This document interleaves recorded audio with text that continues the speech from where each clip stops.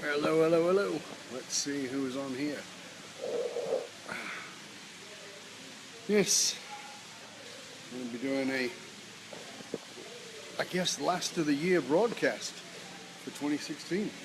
Let's see how this goes. See who's joining us. If you pop in and you come on, make sure you say hello, say who you are, where you're from. Always good to have you joining us. Let's see who's coming in today on this last broadcast of 2016. I almost forgot the freaking year it was. Yeah, the last broadcast of 2016. So if you come in, say hello. Let us know that you're there. Tell us where you're joining from. Because I got a good one today. I want to talk to you about how to set goals and resolutions and actually meet them. Oh, Deborah just joined us. She's from Georgia. Is that Bedford? Yeah, maybe Bedford, Georgia. Good to have you on. Nice to have you here for this, the first show. And remember, if you give me the thumbs up or the hearts or the share button, that also lets me know that you're right there in the background. And that way I can have a little bit of a chat with you. So if you come on, say hello, say where you're from. Deborah's saying hello. Good to have you on. Yeah, we're just going to wait for a couple more people to join us, because I think this is a big subject for a lot of people. At the end of the year, we tend to look back. We tend to want to clear off what was gone on in the previous year. It's not. I don't know if it's a real line or if it's a psychological line for us that we tell ourselves, okay, this is where that ends and something new begins. So that's why I want to do this show today. Heather just joined us. Heather's joining us from the Okanagan. Good to see you, Heather. Thanks for coming in. And as I said, if you do come on, I won't see you until you give us the thumbs up, give us the hearts, or hit a share, and tell me, actually comment, write something in, say who you are, where you're from. It'll tell me who you are, but tell me where you're from, where you're watching from. Always good to know that. We have people who come in from all over the world. So want to wish you all an upcoming Happy New Year. Hope you've had a great holiday season. And we'll get started in a couple of minutes. We're just going to wait for a few more people to come in and join us. But as you come in, let us know that you're there. Deborah and Heather have said hello, told me where they're from. We've got Georgia in the US. We've got the Okanagan in British Columbia, Canada. And I wonder where you're joining us from. So as you come in, remember, hearts down the bottom there, the share button, all of those things you can do, thumbs up, etc., etc. As you can see, I'm out here on holiday, and I'll just see if I can flip that camera around for you so you can have a little bit more of the view.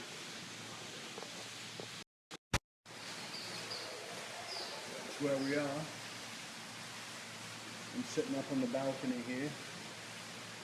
You can hear the beautiful waterfalls in the background. Pretty nice. Nice scenery. Actually, take a little walk out here so you can see. As I said, if you come on, say hello. Say where you're coming in from. This is the property. It's actually a very, very beautiful property. I mean, all these little water gardens all the way through. Pagodas and the little bridges. It's really quite beautiful. It really is. A very beautiful place. And as you can see, gorgeous weather, beautiful weather. Last night came down torrential rain. I mean, like torrential. You know, when that you hear that. I love the tropical rain, by the way. You could hear that tropical rain just bouncing off the floor. Really amazing. And what I love about the tropics is you get that insane amount of rain, which keeps everything so lovely and green. But that's at night, and then in the daytime, it all becomes beautiful and sunny again. So that's pretty awesome. So this morning was still a little cloudy, and then it got sunny again this morning. So pretty awesome. All right, let's. Oh, I've still got my sunnies on. Sorry about that. It's very impersonal of me. I apologize. All right. Okay, so I wanted to start out the new year. Oh, let's have a look. Oh, Prakash has come on. Nice to see you, girl. Prakash is from Vancouver. Good to have you on. And I said, if you join us, in case I'm not aware of you and I haven't seen you yet, please tell us where you're coming in from, where you're viewing us from. This is our New Year's show. Hey, Lee just joined us. Nice to see you. Thank you. Appreciate the compliment. And again, if you come in, tell us where you're joining us from. Give us the thumbs up, give us the hearts, and hit that share button with your friends so that they too can also get it. Lee's joining us from Scottsdale, Arizona, where it's probably just as sunny as it is here, but maybe not quite as tropical. It is quite beautiful here, so very blessed to be here on holiday. And I said that this year, this is the end of the year. So this is a time when things start, we make a psychological marker between an ending and a beginning. So if you've just joined us, let me bring you up to date. In case you just fumbled upon this broadcast, I want to welcome you. My name is Dov Barron. I'm the founder of fulfil.leadership.com. You can find me as a contributor to Entrepreneur Magazine, Medium, and apparently now about 7 outlets. I also write for LinkedIn, and of course have my own blog on Full Monty Leadership. You can find that there. We have new broadcasts, new podcasts, new videos that come out every Tuesday and every Thursday. We have a subscriber, so you can subscribe to our YouTube channel. Just go to Dov Barron Full Monty Leadership on YouTube and subscribe there. There's always new shows, new videos, all of the above. And of course, I am an international speaker, voted by Inc. magazine very kindly as one of the top 100 leadership speakers in the world to hire. And on top of that, I'm a mentor to leaders like you. All right, so let's jump into today's broadcast. The final broadcast of 2016. And I wanted, because it's the final broadcast of 2016, I want this broadcast to serve you in 2017. So at the end of a year, we have this sort of, as I said, this psychological marker, this place within us where we go, okay, that's an end, and this is a beginning. It's the end of that year and the beginning of this year. And so at the end of that year and the beginning of this year, we kind of give ourselves permission to, if you will, start afresh, to somehow say, okay, it's a little bit different now. I don't know that it is unless we decide it is, because my experience is that most people simply repeat the same stuff they've always done over and over and over again until they have something happen that makes it real for them that they genuinely have to change. And change is not always an easy process. Right now, what I would like you to consider is this, and you're thinking about making New Year's resolutions. I want you to think about this. I want you to think about the things in your life that you know need to change, things that you've actually said, this has to change. Now, right now, as you're watching this, as you're listening to this, there's a pretty good chance that right in this very moment, you can already think of 2 or 3 things, at least, in your life that you've said have to change. And in all likelihood, you've made the decision that they're going to change. You may even have the resources that they have to change, but they may be things that you've been saying have to change for way too long. So why don't things change when you say that you've made the decision for them to change? Well, I made a discovery years ago that really changed the way that I looked at people, the way that I looked at the world, and certainly looked at the way that I served leaders like yourself. And that was this. We like to think that we are extremely logical, rational beings. I think that's part of the fantasy that we tell ourselves. But in truth, that's not how it actually works. We'd like to think that, if we're going to make a change, we can make that T-bar on the paper, and on the one side we can put all the pros of making the change, and on the other side we can put all the cons of making the change, and then we can, weigh it up, and oh yeah, there's 15 pros to making this change, and there's only 14 cons or 12 cons or whatever it is, and so therefore I will definitely be making this change. Well, here's my experience, and maybe you know the same.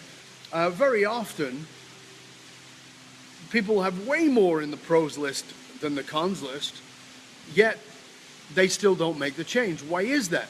And the answer to that is because of something called emotional content or emotional investment. What that means is you may have 15 cons on the list of, keeping this behavior or whatever it is, and you may have only 3 pros about keeping it. But here's what's fascinating to me, is the emotional weight of the three things for not changing it can be far heavier. You have far more invested in staying the same than you do for it being different. And that is what decides whether you make the change or not. Not the list of pros and cons, not the number of pros and cons, but rather the emotional weight, the emotional gravity, if you will, of any particular thing.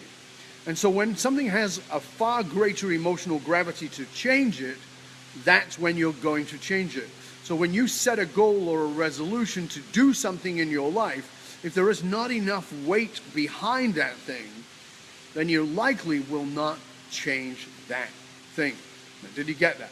Let's just see if, I know there's not too many of you on right now, but for those of you who are on, if that made sense to you, give me the thumbs up or give me the hearts or give me some kind of comment or feedback or something just to let me know that this is landing with you, that it says that is content rich for you and valuable to what it is that you're looking to do. Thank you, Lee. Thank you, Prakash. I appreciate that.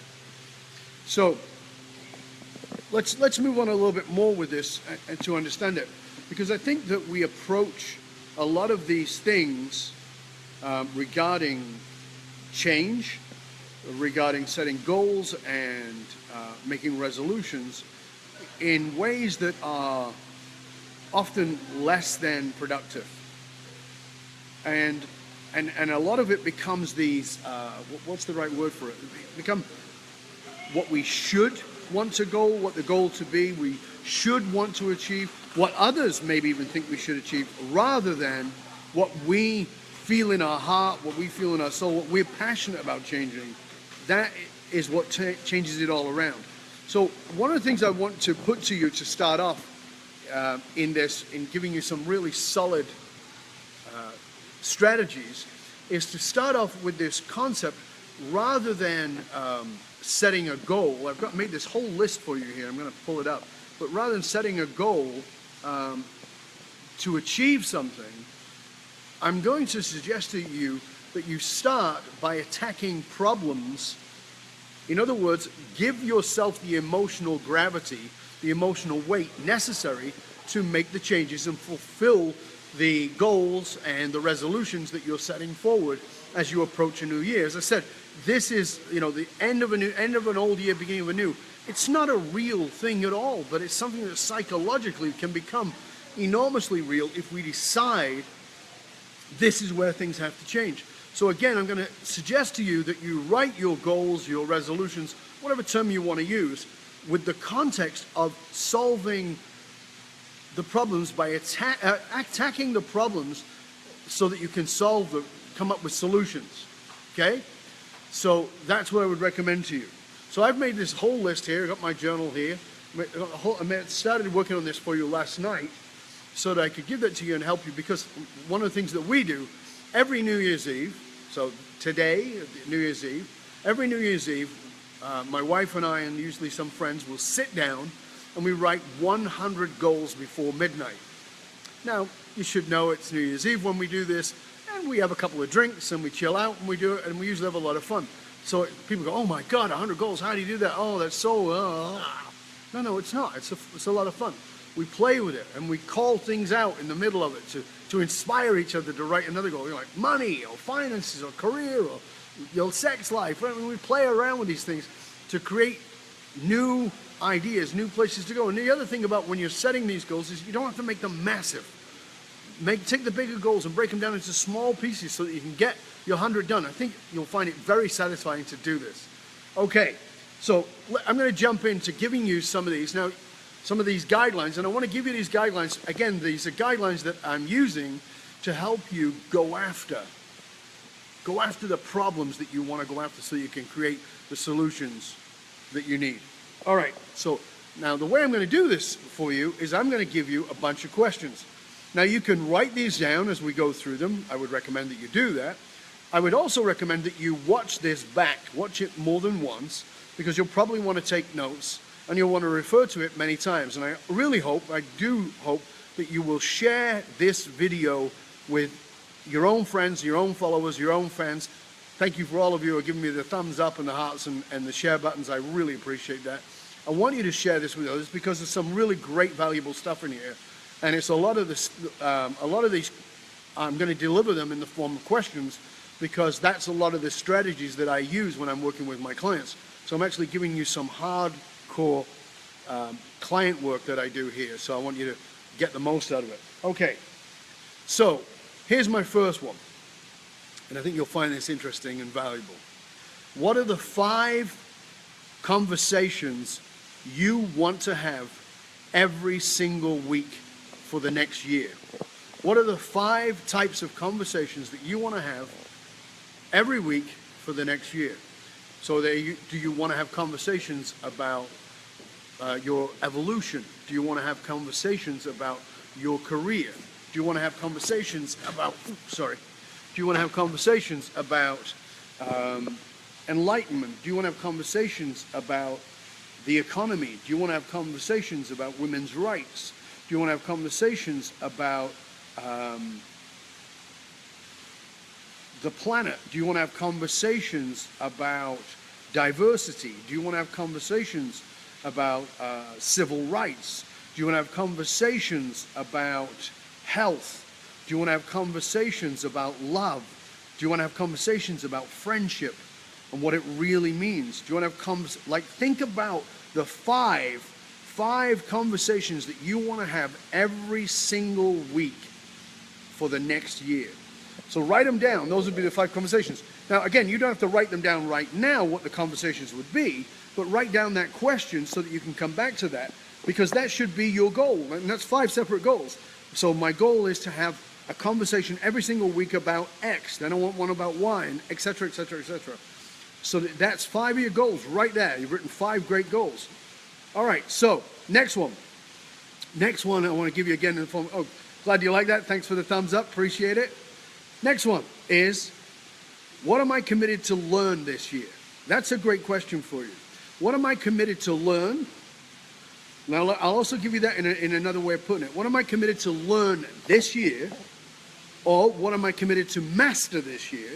Or what am I committed to learn more about this year? Think about that. So this is going to give you another whole set of goals. The first 5 were the first 5 conversations. The 5 conversations I want to have every week for the next year. So what am I committed to learn? And that's a whole list of great things that you could commit to learn more about, because you may already have learned them, but you need to get them better, or you may want to really master something that you already know. So these are other ways for you to deepen whatever it is you're doing. So again, we've now added to that list of 5 goals and made it possibly even 10, right? Maybe even more. And we've only gone through the first 2 of these questions. I got pages of them for you. Now, this is high value stuff. I want you to make sure you share this, and I want to make sure you use it, because I'm here because I want to give you this. I want to give you this gift. This is my New Year's gift to you, for you to really take your life to where you want it to go. That's what I do. I serve leaders taking their lives to that next level, because listen, whatever level of success you're at, there's another level, right? You can go to that next level. You can go beyond it. If you're running a $100 million company, there's a $500 million company. If you're in a billion company, there's a $10 billion company. But you know what? Even if you've got a $10 billion company, no matter how successful you've got, there's fulfillment. So I'm giving you these questions to help you set the goals, set the resolutions, so you can become not only more successful, but more fulfilled. So let's move to the next one on my list that I wrote down for you, okay? So what am I doing? This is the next one. What am I doing or pursuing that lacks personal meaning or fulfillment? So take a look at what you're doing presently in your life, what it is that you're doing or pursuing, what is it that you're going after that really doesn't have any meaning for you. Because as you set your goals and your resolutions for the year ahead, you may want to consider setting some goals and resolutions that are about not doing things.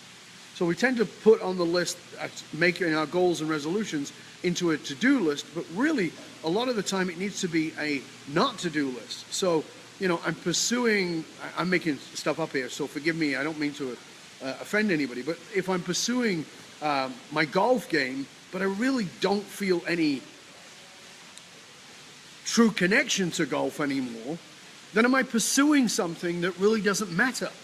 to me anymore, that doesn't give me any fulfillment, that doesn't have any deep meaning for me anymore. This is something for you to consider. So what am I doing or what am I pursuing that lacks meaning and fulfillment for me? That's another thing for you to consider when you're writing your goals. And write the opposite to the things that would be enriching and fulfilling for you. Okay, let's move on to the next one. I like this one. This is one I like to use myself, and it's one that I like to use to remind myself and my clients because it's easy for us to forget. And so the next question for you is, what have I forgotten about myself that when I did remember it, when I did believe it, it really helped me? So what have you forgotten about yourself? You know, because we all have that time where we're kind of shitty to ourselves, where we maybe don't speak to ourselves so well, where we speak to ourselves in a way we would never speak to another.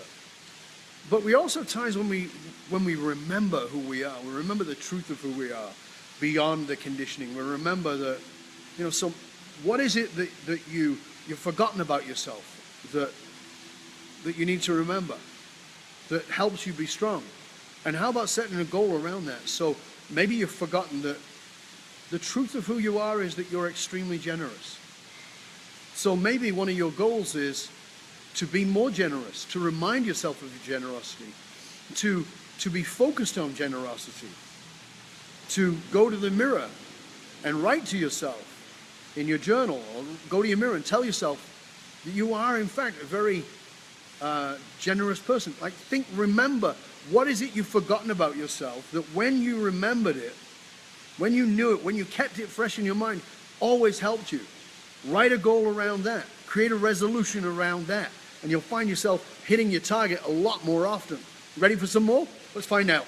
I got a whole bunch more, but I'm not going to give them until I find out if you're ready for some more. If you're ready for some more, give me the thumbs up or hit the share button, because I'm here to serve you today. I want to help you. I want to make sure that you get all this. So go ahead. If this is helping, if this is valuable to you, give me the thumbs up, give me the hearts, give me those kinds of things. I'm going to see if there's anything coming up on here. Oh, yeah. Okay. Thank you. Oh, good to see. Thank you. Yeah. Good. And remember, hit that share button if this is valuable to you too. Appreciate that. You know, I really love to share the wealth. And this is a great way to share the wealth, is for you to get that out there and share with others.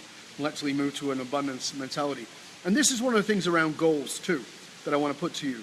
Very often our goals and our resolutions are actually driven from a place of scarcity rather than from a place of abundance or being enough. And I think this is a really important thing for us to recognize. You know, so often we are pushed by this internal force of how we are not good enough. And it actually makes us go the other way and polarize into greed rather than staying in a space of being enough. And I'm not talking about complacency, I'm talking about being enough, recognizing that you already are enough. How about setting a resolution and a goal around that, recognizing and validating yourself? All right, so you've given me some thumbs up, so I'm going to share some more of you. All right. Here's one. What do I need to be more curious about and less assumptive about? Now, I had a conversation with somebody yesterday about this one. This is a particularly good one if you have children. If you have kids, I wonder how much you assume about them rather than being curious about them. How about you make that one of your goals and one of your resolutions? To actually be curious. What about your husband, your wife, your partner, your business partner, your kids, your friends, whoever it is? Who do you need to be less assumptive with and more curious about? Who do you need to stop thinking you know and actually get curious about? How about you make that one of your goals and one of your resolutions? Ready for the next one? Like I told you, I've got a whole list here, right? Okay, so here's one for you. What are the top 3 challenges that you face with regard to your health or your body? So write down, because remember, we're doing all these from a place of really going after whatever the problems are so we can create solutions. Because as I said right at the beginning, one of the main reasons that, you know, we all know that 99% of people never will, you know, they'll write their goals at New Year's, but they'll never meet them. And the reason is because they don't have the emotional content, the gravity needed to fulfill them. And so what we've got to do is we've got to go after the emotional content to make sure. It's not a pros and cons, logical, rational. It's a deeper thing.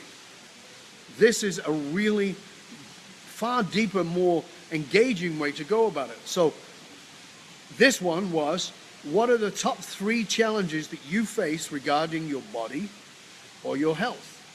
Now imagine setting your goals from that place. Imagine setting your goals from a place of well, hold on a sec. You know, I'm really struggling with my breathing. Sorry, I'm just moving positions. I'm really struggling with my breathing. Okay, you're struggling with your breathing. So what is a good goal for you around your breathing? Well, do I need to find out if it's an allergic response? Do I need to find out whether I'm eating foods that make breathing harder? Am I putting myself in an environment that makes breathing harder? For instance, the place we used to live in our previous home, at night, my wife and I would both have problems breathing. And one of our commitments was to move out of there because it was carpeted and we wanted to go to all hardwood floors. That gave us a goal that we could set to do. And it was based on health. So what are the top 3 challenges that you face regarding your health or your body? Try setting your goals from that place. Set your goals from a place of health and overcoming the challenges. All right, next one. Where do I lack generosity? Think about that one. Where do you actually lack generosity? We all like to think of ourselves as being quite generous people, but where do you actually lack generosity? Where is that not as good as it should be? Maybe you need to be a little more generous with your friends. Now, when I say generosity, I think that people automatically assume money or wealth. But what about time? What about presence? Where do you need to be more generous with your presence? How often are you with people but you're on your phone rather than being generous with your attention? If you want to build trust, you have to build engagement. How do you build engagement? You be present. How do you be present? Stop fucking judging. Shut up and listen. Listen to the other person's context. There's great generosity in listening to somebody else's context. You've got your assumptions because you are as enlightened as you think you are. And notice I said think. But what if you put that to the side and you decided to be generous and listen to the context of that individual? How about that one? Where are you lacking generosity? How about a goal for that? Deborah writes, I lack generosity with myself. Brilliant insight. Thank you, Deborah. That's a good one for everybody to know. Please, guys, I'm giving you these. This is my gift to you at the end of the year. Share it with others. Get it out there. Hit the share button. Let's have everybody. I would love for you all to write 100 goals before New Year's. That's what we do every year. Write 100 goals. If you don't get it done today, you know, you're probably going to put it off. And if you put it off, I don't know if you're ever going to get it done. So stop bullshitting yourself. I'm giving you a strategy here, giving you the strategies I give to my clients. Strategy here for you to add the emotional weight, to add the gravity for you to actually be able to reach your goals and your resolutions. All right, let's move on to the next one. Where am I being wasteful? You see, if you want to set a goal, a resolution, take a look at where you're being wasteful. Where are you being wasteful? You know, one of the things that my wife and I made a goal of this time last year, and we've kept to it. Now, could we do better? We can always do better, of course. But one of ours was around waste. And we realized that we waste a lot of food. That there's a lot of people starving in the world. And we will go to the grocery store and buy far more than we need. Now, some of that may come out of scarcity thinking because we were both poor kids when we were little. But we decided that we needed to change that. We needed to stop buying so much of a thing and then ended up throwing it out. Throwing out a whole package of salad that we just didn't get to eat, or avocados that went too ripe because we didn't bother to eat them while they were there, or because we bought too many at a time. Where are you being wasteful? How about setting some goals around that? Here's another one. Here's your next question to help you with your goals and your resolutions. Okay? Who do I find myself comparing myself to? So who do you find yourself comparing yourself to? All comparison is negative. I want you to get this. I've taught this for years, but God, I know it doesn't go in. Way too often it doesn't go in. Who do I spend my time comparing myself to? Who are you comparing yourself to? And who are you comparing others to? How often do you do that? How often do you compare yourself to somebody else? How often do you compare somebody else to somebody else? Oh, I mean, this is part of our game. This is how we play the game. We say things like, well, I'm not that bad. At least I'm not as bad as Bob. At least I'm a better parent than Susie is. Oh, well, if you did it more like this, then it'd be, that person does it, it'd be better. Who do you find yourself comparing yourself to? Who do you compare others to? How about you make a goal or a resolution around not comparing? Because all comparison is negative. The only comparison that could possibly count is a comparison to you. And that is only to say, I want to take myself to the next level, and that's it. I want to upgrade my game. That's it. Is this making sense to everybody? I want to see thumbs up, want to see hearts, want to see shares. Give me those things so I can find out if this is valuable to you, if you're getting stuff out of this, if this is adding value to you. Then hit the share button. Tell others about it. By the way, I'm at page 1. I've got 3 pages of this great stuff for you, and I really want to give it to you, but I want to make sure that it's actually going to be useful to you. Because as I said, I write 100 goals, we write 100 goals every year. Every year we write 100 goals before New Year's. And for years it was really hard because it was like trying to come up with shit off the top of your head. It's too difficult. And reason, as I said at the beginning, the reason that people don't meet their goals is because it doesn't have the emotional weight, the emotional gravity that it needs to have in order for it to actually work for you. So simply coming up with goals because you think you should, that these would be the right goals for you, invariably doesn't really work. When you engage in comparison, you lose. Absolutely right, Zachary. So I'm giving you these. I want you to grasp this, that why I'm asking you these questions. I'm asking you these questions so that you can understand how to set goals and resolutions that you will actually keep. Because goals and resolutions, or whatever you want to call them, are not rational, logical processes. Change is not a rational, logical process. We like to think that it is, but it's not. It's not. It's an emotional process. It's an emotional content process. The depth of feeling that you have will determine whether you meet the goal or not. So if you don't have a pen and paper, go get one right now. Or if you have another way of taking down notes as you watch this, do it. I'm telling you, this is going to help you meet. I would love for all of you to have 100 goals by New Year's. And I'd love for you to get back to me in the first quarter, because one of our friends does that on a regular basis. Usually by the end of the first quarter, he's met at least 50% of his goals by the end of March. You can do the same. Why? Emotional content, gravity. Adding the gravity. All right, let's see what I got next for you. Are you sharing this? I hope you're sharing this. Hope you're sharing this with other people. And remember, you can find out more about me, and just for those while waiting for other people to catch up, you can follow me on Twitter at @TheDoveBaron. On LinkedIn, you can connect with me. And of course, on Facebook, Dove Baron Leadership, right there too. And of course, my main site, fullmontyleadership.com. All right, let's move on to the next one. How about this one? Who do I need to be more compassionate with?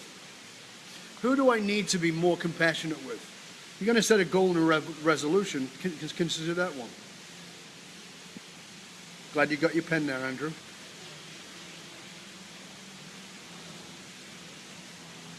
Okay? Who do I need to be more compassionate with? Think about that. Who do you need to have more compassion with? Do you need to have more compassion with yourself? With your partner? With your clients? With your children?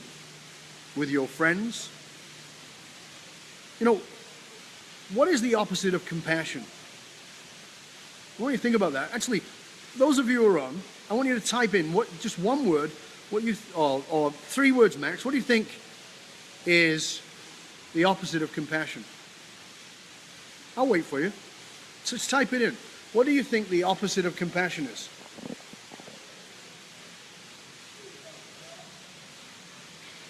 I'm waiting. I'm happy to wait. This is New Year's Eve. I'm happy to do that. I want to help you get your goals and set your goals and achieve your goals. So tell me what you think the opposite of compassion is. Lack of love? Good answer, Prakash. Belittlement? Drew? Good answer. Jeannie? Judgment. Deborah? Ego? Good answers. Zachary? Comparison? Great answer. These are great answers, by the way. Phenomenal answers. But I'll tell you what lack of compassion is. Lack of compassion is assumption. You assume. You cannot have compassion if you're already assuming that you know. It's egoic. You can't have compassion if you go, well, you know, I understand that you're going through that. Maybe it's because of this.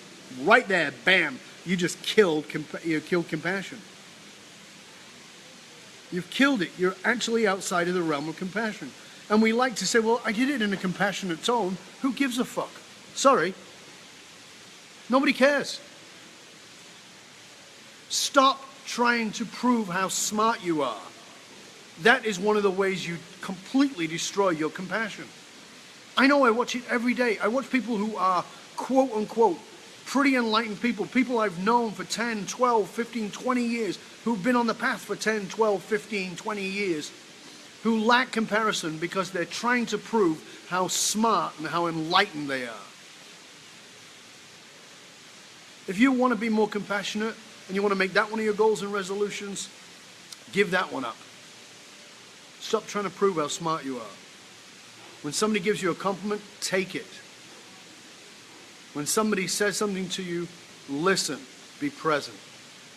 Don't jump in with some comment about how smart you are, some way of proving yourself. I know it's difficult because we've all had damaged self-worth. We all got our self-esteem and self-worth damaged along the way.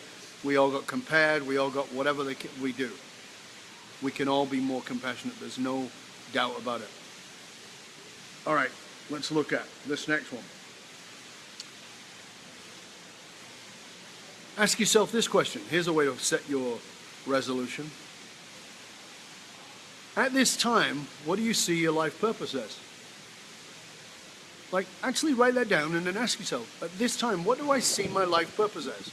Now, I say at this time because I think that life purpose is a deepening process. It's an evolving process, but more it's a deepening process.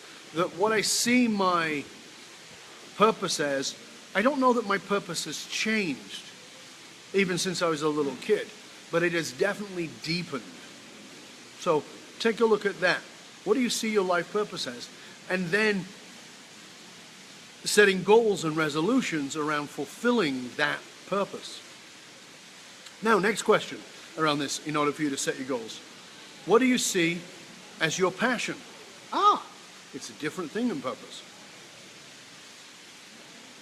Ask yourself the question, what am I passionate about? What is my passion? People ask me that all the time. How do I find my passion, Dove? I don't know, you already have it. How do I know? You're doing something passionately. Maybe you're passionately making love. Maybe you're passionately running up debts. Maybe you're passionately being an asshole. I don't know. But what am I passionate about?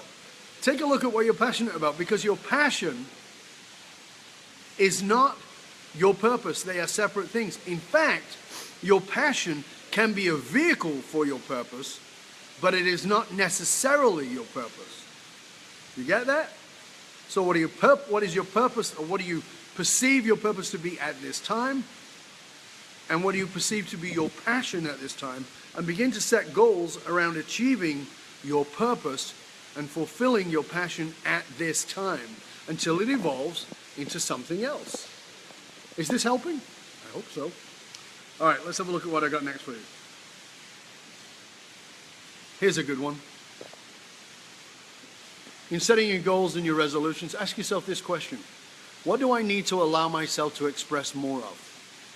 What do I need to allow myself to express more of? Do I need to allow myself to express more of my anger? Now, by the way, if you want to know what the answer to this question is, I'll give you another clue. It's what you're not allowed to express. So if you're not allowed to cry because you're a guy, then you need to allow yourself to express more tears. If you're not allowed to express your childlikeness, your silliness, if you get judgment around that, whether that's internal inside of your own head or external by the people around you, maybe you want to consider expressing more of the childlike part of you. What do I need to allow myself to express more of? It's a great question and can give you another 5, 10 goals right there in just doing that. What do I need to express more passion in? See, one of the things I find is interesting about passion, I've had this conversation with some people actually again this week, is that people have a certain amount of shame around passion. It's like, we're supposed to sort of squish it down a little bit. Well, what if, on the other hand, you allowed yourself to express even more passion about the things that you're passionate about? What if you allowed yourself to speak with passion to the people that you loved?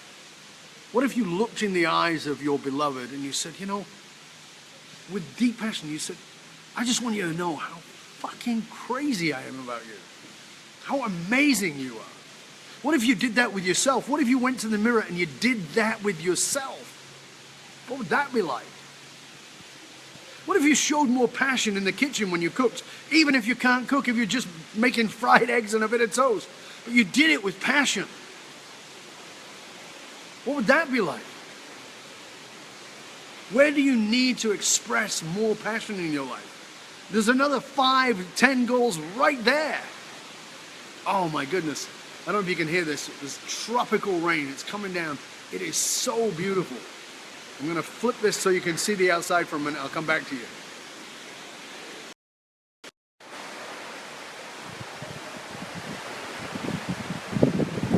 Whoa!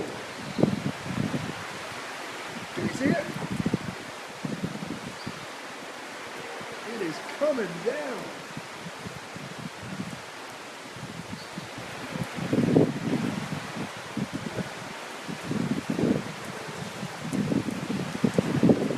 And it's coming in too.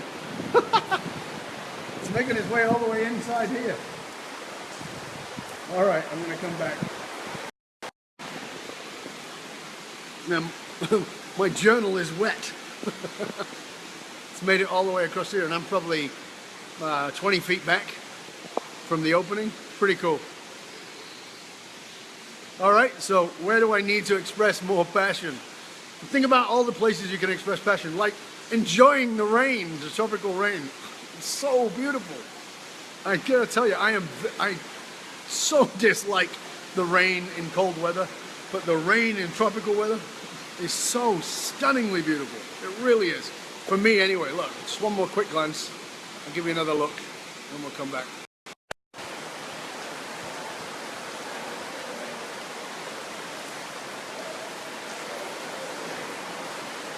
You hear it?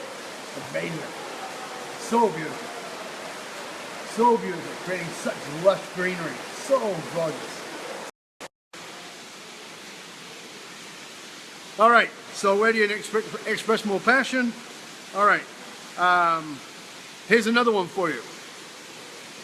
What might I still be holding on to that I need to let go of? How about a goal and a resolution around that? What might I still be holding on to that I need to let go of? Come on.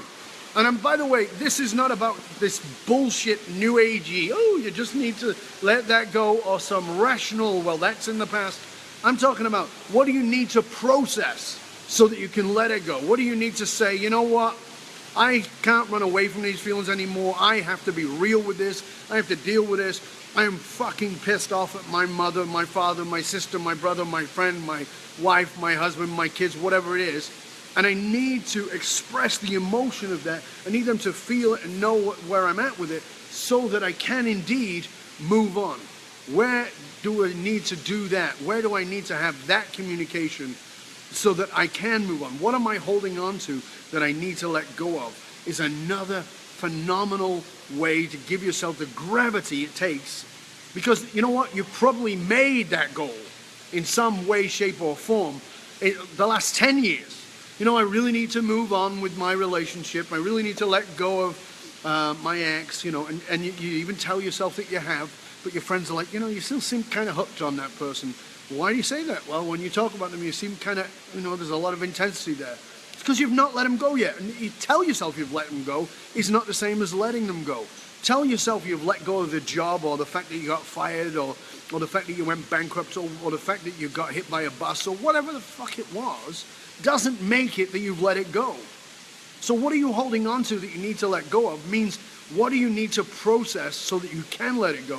Because that is going to really serve you, and that's going to give you some phenomenal goals moving forward. Great resolutions that you can have the gravity to fulfill in the year ahead. How about this one? What do I need to forgive myself for? Now, if you've been on my broadcast before, you've been following me, you've heard me say many times, there is no forgiveness of another until we forgive ourselves. In fact, forgiveness of another without forgiving ourselves is complete horseshit. It doesn't work.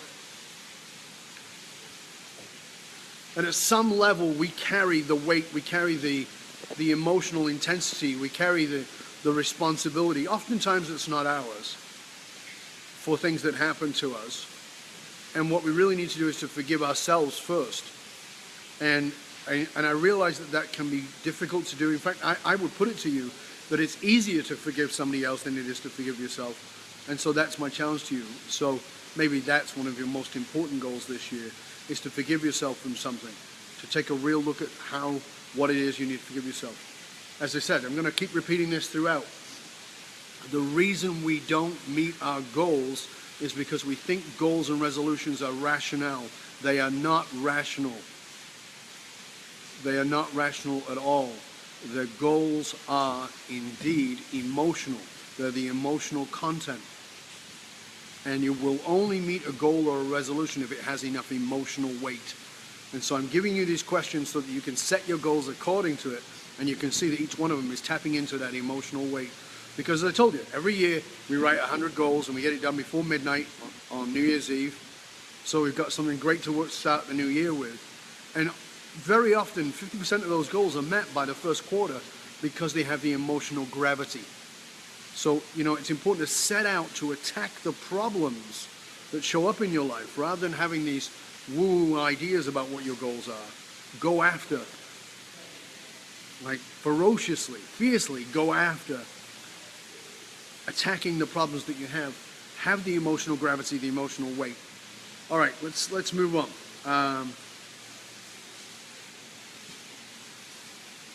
Now this is a good one. Okay, you ready for this one? It's actually two, but we'll put it together. Where do I need help? So there's your first one. Where do I need help? We are so egoic. We feel like there's something wrong with us if we actually ask for help. You have got to ask for help. Nobody does it alone. You want to start a goal? You want to hit a goal? You want to hit your resolutions? Then please ask for help. Prakash says, this is good stuff, thank you. You're very welcome, Prakash. I really hope, trust, believe that you will use it. And again, for those of you who have not shared, please share it with others. And if you've shared it, you can share it again. You can share it multiple times. I don't know if you know that. I found that out. And you can share it in the groups that you're in as well. If you want to add the value to others, you can do it there too. So, where do you need to ask for help? This is a great way to set a goal and a resolution. Where do you need to ask for help? We are shamed around asking for help, and it's really unfortunate. Ask for help. Where do you need a coach? Where do you need a mentor? Where do you need a therapist? Where do you need a guide? That's a really important one for you to ask. And here's the other one. Where do you need to be of help? Where do you need to be of assistance? Now this one is a little more specific in that I think this is vital, because again, I want you to shift you out of that place where you're trying to prove how smart you are. Right? Where do I need to help? Because sometimes you are a leader, and sometimes you are a coach, and sometimes you are a friend. But you've got to know the difference And sometimes you won't know the difference, so you'll actually have to ask. Because sometimes your friend doesn't want you to be the therapist, doesn't want you to be the coach, just wants you to be the friend. And sometimes they don't even want a friend who will participate in an active way, but rather in a very inactive way, by just actively listening and being present with them. So the two powerful questions that it will give you ways to set goals and resolutions are, where do I need to ask for help? And I need to stop shaming myself about asking for help. And where do I need to help? And then being specific about what that kind of help would be. Okay? That's your next one. All right. So what are the top three, are you getting this? What are the top three professional problems that I'm committed to solving this year? What are the top three professional problems that I'm committed to solving this year? Ask yourself that question. So what are the top three professional problems that I'm committed to solving this year? So is it around sales? Is it around marketing? Is it around your presence, around people recognizing you online? What is it? What are the top three problems that you're committed to solving this year? Taking a real look at what those problems really are. What are the top three problems that you're committed to solving this year? You'd have to first write each of the problems. So, I've really got a challenge with this. This is, hiring great people, hiring the right people, keeping my staff, keeping the right people. Remember, this is professional. Making more sales, being better at selling, whatever it is. Like, what are the top three challenges you face and that you're committed to solving in the year ahead? Okay? And then doing exactly the same personally. So what are the top three personal challenges I have? Now, this is issues with yourself, about yourself, not issues with others, but issues with yourself, about yourself. What are the top three challenges that you face with yourself? So do I need to be more kind? Realize that I'm not as kind as I want to be. Do I need to be a better listener? Do I need to be more empathetic, more compassionate? Do I need, what are the three greatest challenges that you face personally that you're committed to solving this year? And then, what are the top three challenges you're committed to solving this year that are relational? You see how easy it is to get to 100 goals when you do this? You can see it, right? Just like, of course.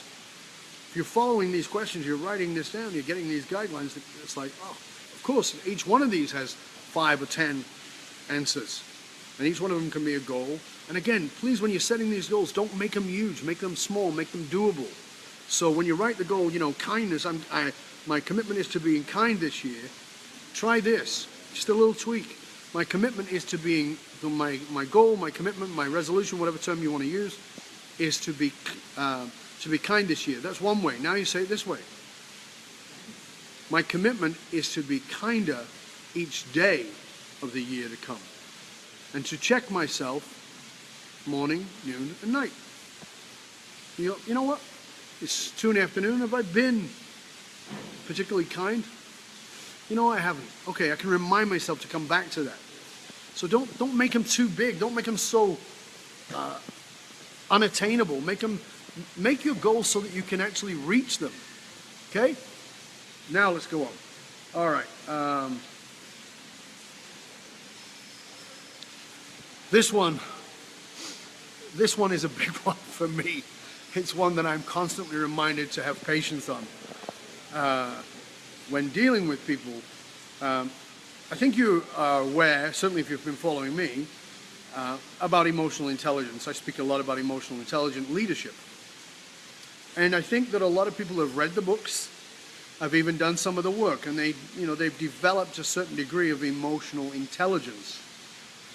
But very often they lack emotional maturity. And this comes back, by the way, to that piece around trying to prove how smart you are. That is not the same. That is not the same. So emotional maturity. So where do I need to develop greater levels of emotional maturity? And one of the ways you do that is you take a look at and be really honest with yourself. And I don't know if you can do this. I really don't. because a lot of people just can't do it. But actually asking yourself, in honesty, how mature am I? What age would I give myself, would I score myself when it comes to money?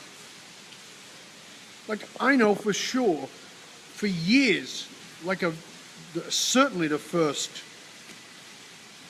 maybe even, certainly half, but maybe even as much as 2/3 of my life, a little bit less, I was somewhere in the range of about between 15 and 21 years old when it came to money. It took me a long time to get that, to understand that.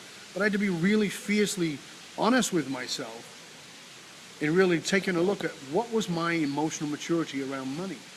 So take a look at what your emotional maturity is around a particular thing. What's your emotional maturity around relationships? How emotionally mature are you in a primary romantic relationship? Honestly, how emotionally mature are you around your friendship relationships? Do you think that you're much older than your friends? Or are you actually much younger trying to be older? Big thoughts here. I know I'm giving you some real depth here, and I know that for some of you this is going to be a bit challenging, but you've got some real meat here, folks. You've got some great stuff to dig into. Where do you need to develop a much greater emotional maturity? Where, and I'm going to put it in my language, where do you need to grow the fuck up? I'm sorry. Where do you need to grow up and develop more emotional maturity? Now, I've still got more here. I've got way more, but I think we've gone long enough. And I know I've given you lots and lots and lots and lots to work with. And I really hope that you found this valuable. And if you have, I hope you've hit the share button and the thumbs up and the hearts. Tell me, was this valuable to you? And tell me why it was valuable to you. I'll stay on for a little while so that I can get that from you. Prakash says, yes, evaluating our goals is where we usually fall short. So there's an example of exactly what we're talking about. It's a great answer, Prakash, but I want to, if I may, I want to tweak you. Is that okay? You have to give me a yes. Not going anywhere, not going to say anything until I get a yes or no. You can say no, but I want to help you develop a little bit more emotional maturity, because that was a piece there where people don't even notice it. Okay, so I'm going to take your hearts as a yes, Prakash, okay? So what you said was, there you go, I got a yes, thank you. You said was, yes, evaluating our goals is where we usually fall short. It's not our goals. Make it personal. Emotional maturity is even in your language. Take things out of the you and place them in the I. You don't know about other people, so speak about yourself. Speak about yourself. So you said, yes, evaluating our goals is where we usually fall short. As opposed to, the emotional mature response might be, yes, I realize that in evaluating my goals, that's usually where I fall short. This is emotional maturity. Does that make sense? I hope that that really landed for you. Emotional maturity and emotional intelligence are different things, and very few people have full emotional maturity. Gina says, totally valuable. I think too much when I try to do this. You have given me some more questions that can really help. Fabulous. Prakash writes, very good, thank you. Andrew says, brilliant, Dov. Been thinking about goals and haven't had a clue where to start. Fabulous. Been getting organized on specific goals, but not specific enough. Okay, great. Jeannie says, thank you. It was great. I have so much to think about and write. Looking forward to writing today. Isn't it great? You know, New Year's goals and New Year's resolutions, like, I mean, I talk to people about them, it's fucking torture. It's like punishment. And this way it doesn't have to be. This way it's actually fun and it's got depth to it. Zachary says, thank you, Dov. Self-accountability is paramount. You got that right, my friend. Having guidelines to keep it about me is where the value truly lies. You got it, mate. Absolutely. Absolutely. I'm so glad you guys are getting a lot out of this. It doesn't have to be a challenge. It doesn't have to be painful. Like I said, every year we do this, and I know I struggled for years. I made the commitment probably more than almost 25 years ago to do 100 goals every New Year's Eve before New Year's. And I remember it was a slug. It was such a slug until I shifted to fiercely going after the problems that I had and how to create solutions. And this was a great way to do it, adding that emotional weight to it. Deborah says, thanks, Dov. You've helped me start a valuable conversation with myself and do great work. Good for you. And again, this is part of the work that I do. I mean, I've really given you some of the material that I share with many of my clients, and I really do hope again that you will use this. Andrew says, Drewish says, we'll definitely go through this again in detail. And again, very good, Drew. I highly recommend that each of you watching this, there was a lot of material in there. Go back, watch it again, write down the questions that I gave you, and leave space to write 3, 4, 5, 6, 10 answers, because it's going to give you your goals. Jeannie says, can hardly wait to watch this again. Fabulous, wonderful. And again, please keep sharing it with us. This is a really great way for you to meet your goals and meet your achievements. All right, so I'm about to say goodbye, and again, I trust that this has been valuable to you, and I love your comments. Thank you very much for your generosity. Thanks for spending some time here on New Year's Eve with me, wherever you are in the world. I know that we have many viewers from around the world who come and watch us, from Australia, from Europe, from the US, from Canada, of course, from Mexico, from Venezuela. We've had people on from Lithuania, from Russia, from Asia. It's pretty cool that you all come in and join us wherever you come in and join us from. I want to thank you. I salute you. I appreciate your commitment. It means everything to me. And listen, if you would like to work with me, you want to find out about working with me, the possibility of working with me. I know that you have a picture in your head about who I work with. Let me tell you who I work with. I work with people who are committed. That's it. I work with people who are committed. So if you are committed and you have some of those, you wrote down some of those and you go, you know what, I am committed to these things, and you recognize that you do need help, reach out to me. And by the way, if I can't serve you, for whatever reason, I can find somebody who can. I'm happy to assist you in doing that. So reach out to me and let me know. If you want to find out more about me, go to fullmontyleadership.com. You want to find out about being mentored by me, there's it says up there, executive mentorship. Just click on that button, it'll tell you about that. You can go there. If you want to find out about me coming in and speaking for your organization, for your company, for your foundation, whatever it is, you can find out there about Kill the Keynote. That will tell you about me, bringing me in to speak for your organization. Want to find out about my podcast? I'm on iTunes, Dov Baron, Leadership and Loyalty. We're the #1 podcast for Fortune 500. And of course, we're on YouTube, where you can, right here, you can subscribe on YouTube, Dov Baron, Full Monty Leadership. And here on Facebook, you can go to Dov Baron Leadership, on Twitter, @TheDovBaron, and LinkedIn, connect with me there. And, you know, I love, just so you know, I love hearing from you. It's not an inconvenience at all. When you tell me what you've done with what I've shared, please write to me, let me know what you've done with what I shared. That lights up my life. That makes me so happy. It's good to know. All right. Jeannie says, happy goal setting, everyone. May you crush them all. Absolutely. All right, folks. Till next time, this is Dov Baron saying, stay curious, my friends. Stay curious about the emotional gravity that you need to add to each of your goals and resolutions to make sure that you fulfill them all. Till next time, this is Dov Baron, Full Monty Leadership, and I am out.